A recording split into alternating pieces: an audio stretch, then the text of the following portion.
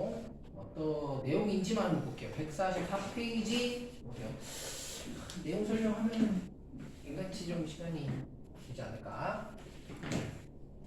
전 시간에 우리가 뭐랑 뭐를 구별했냐면 명제와 조건을 구별을 했어요.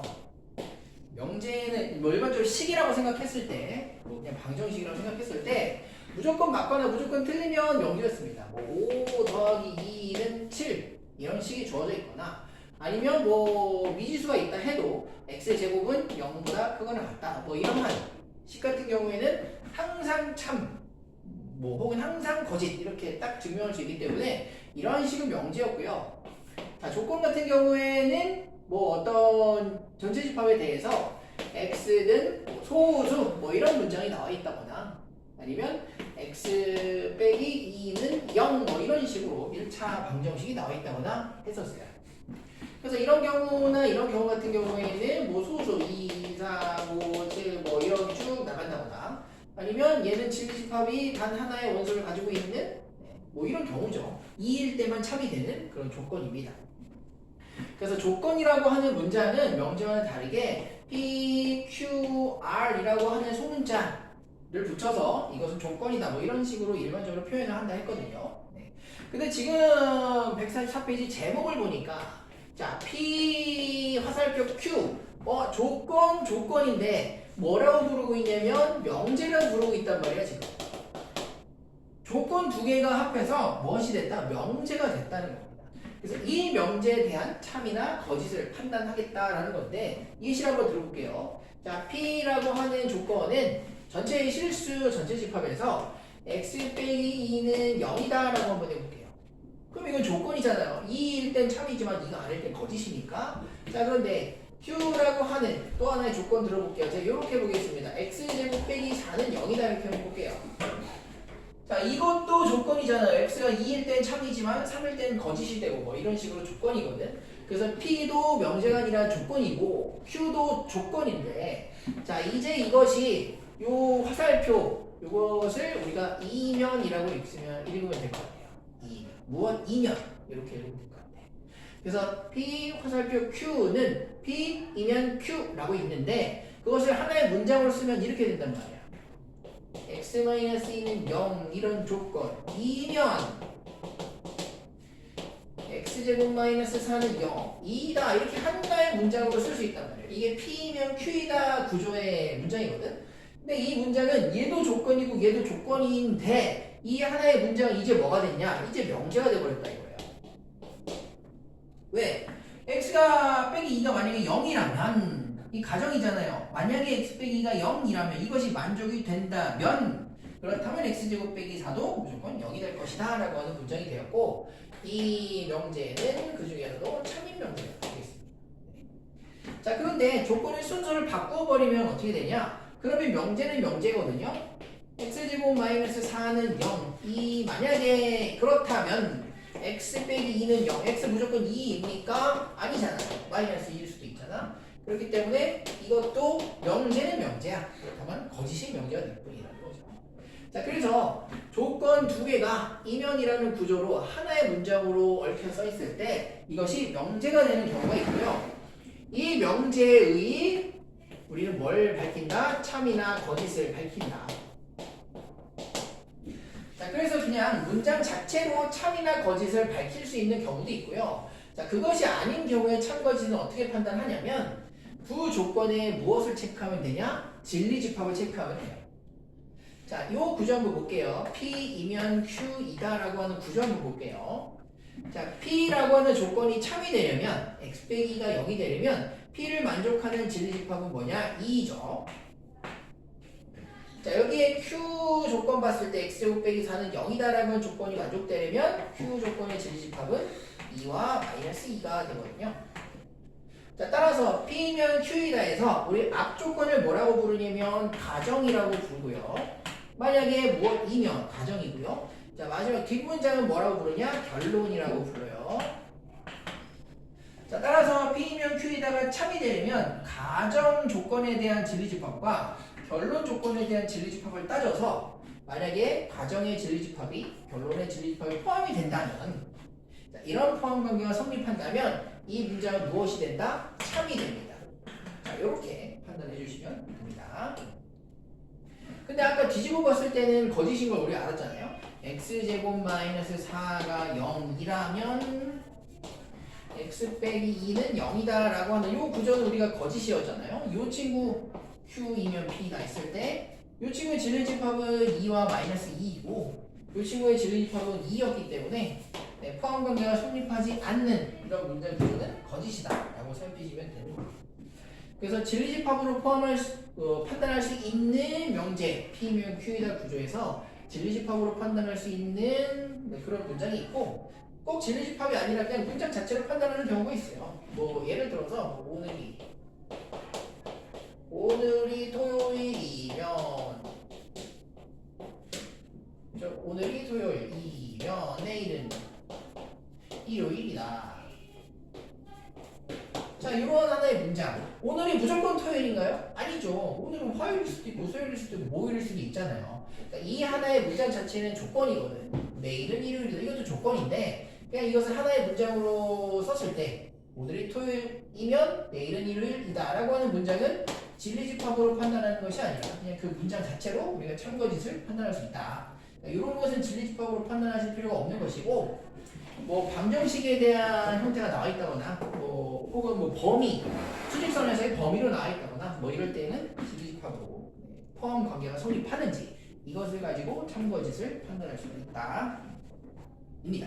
그래서 필수 예제 4번에 자 1, 2, 3번 보면 P면 Q이다 구조의 명제예요. 그러니까 뭐 이면이라고 써있는 거 앞뒤로 끊는 거예요. 1번부터 볼게요. x제곱 마이너스 3x 더하기 2가 0이면 x는 2다. 자, p 2면 q 2다. 그럼 이 조건의 진리집합은 어떻습니까? x제곱 빼기 3x 더하기 2가 0이 되려면 만족하는 x는 어때야 돼요? 2와 1이어야 되죠. 자, 그런데 이 뒷문장 x가 무조건 2가 되나요? 2만이 진리집합이 되는 것인가요? 이렇게 포함이 되나요? 되지 않죠. 그렇기 때문에 이 문장은 무엇으로 판단해? 거짓으로 판단하면 되는 것이죠. 거짓입니다. 얘가 무조건 0이라고 해서 x가 무조건 항상 2라는 보장은 없기 때문에 왜? 1이 될 수도 있기 때문에 거짓이 된다 라고 볼 수가 있고요. 자, 2번 보겠습니다. 자, 2번 같은 경우에 여기 x가 0보다 크고 이 쉼표는 우리가 and로 읽는 것이 더 일반적이라고 생각하는 게 좋아요. 그리고 라고 보겠습니다. y도 0 2면 해서 끊었어요. 다음에 x, y는 0보다 크이다. 자, 얘도 모든 경우의 수를 따져보자면 얘는 이 앞에 문장 p 같은 경우에는 x도 0보다 크고 y도 0보다 큰 것입니다. 따라서 x도 0보다 크고 y도 0보다 큰 경우만 해당하게 돼요. 진리집합으로 따져보자면. 자, 그런데 얘는 x와 y의 곱이 0보다 크기 때문에 이 친구 같은 경우에는 가능한 가짓수가 둘 다 0보다 큰 것과 둘 다 0보다 작은 것을 모두 포함합니다. 그러니까 진리집합의 가짓수로 따지자면 이 친구의 가짓수가 이 친구의 경우에서의 포함이 된다 볼 수 있는 것이죠. 그렇기 때문에 이 문장은 무엇이 된다? 참이 된다는 거예요. 둘 다 0보다 크면 곱해도 무조건 0보다 크다. 근데 뒤집은 문장은 참이 되지 않겠죠. 뭐야? 이렇게 잠기냐 갑자기 목이 잠기는데 왜지? 아무튼 x, y가 0보다 크면 x도 0보다 크고 y도 0보다 크다. 이 문장은 거짓이라는 거예요. 이 친구는 가능 가짓수가 이렇게 두 가지 세트가 있고 얘는 한 가지 세트만 있으니까 포함관계 성립하지 못한다. 그러면 거짓이다. 이렇게 보면 되겠고요. 아무튼 2번 참이다. 3번은 진리집합으로 판단하는 게 아니라 문장으로 판단하면 되는 것이죠. x가 3의 양의 약수면 x 플러스 1은 무조건 짝수다. x가 3의 배수. 그렇다면 2면 x 플러스 1은 무조건 짝수다. 네. 그래서 3의 배수인 x 중에서 그 하나 더 했을 때 짝수가 아닌. 그럼 이 말은 무슨 말? 요 x 플러스 1이 짝수다를 좀 더 쉽게 쓰면 이렇게 쓰는 거죠. x는 홀수다라고 써 있는 거잖아. 네. 그래서 x가 3의 배수면 그것은 무조건 홀수다. 이거에 성립되냐 이 말이에요. 그렇죠? x가 3의 배수면 x 플러스 1은 짝수다 라고 하는 이 문장보다는 이렇게 써놓는 게 훨씬 우리가 쉽게 받아들일 수가 있을 것 같고, 그럼 3의 배수인데 무조건 홀수가 아니잖아요. 뭐가 있기 때문에? 반례가 있기 때문에. x가 뭐 6 같은 경우라면 무조건 3의 배수지만 네, x 플러스 1은 홀수이므로 뭐 이런 반례가 있다면 바로 거짓이다 체크를 하실 수가 있습니다. 그렇기 때문에 우리는 4-1번을 해봅니다. P와 Q라는 각각의 조건이고요. 근데 P이면 Q이다 라고 쓰는 순간, 한 문장으로 쓰는 순간 명제가 됩니다. 그 명제가 참일까 거짓일까를 문장 자체 해석으로 판단할 수도 있고, 조금 헷갈린 경우에 진리집합을 통해서 판단을 할 수도 있다.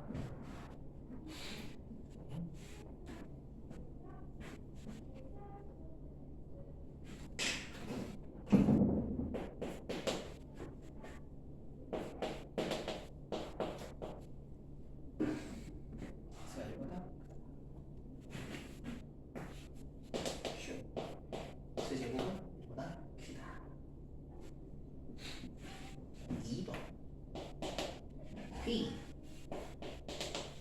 XY가 0이다. Q X제곱 더하기 Y제곱이 0이다.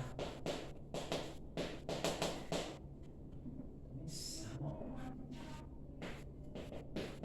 P X가 Y보다 크다. Q X제곱가 Y제곱보다 크다.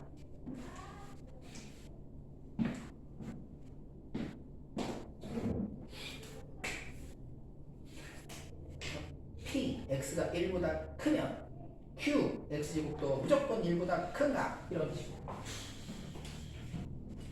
그래서